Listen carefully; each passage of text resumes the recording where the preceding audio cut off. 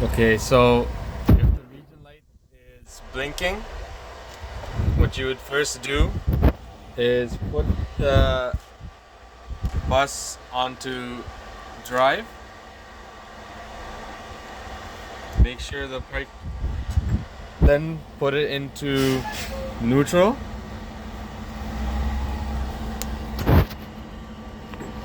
Release the parking brake. Then apply. And then press and hold the blinking part, the top part, and hold for about 10 to 15 seconds until the RPM shoots up. And then let go, and then just wait until the RPM goes back down.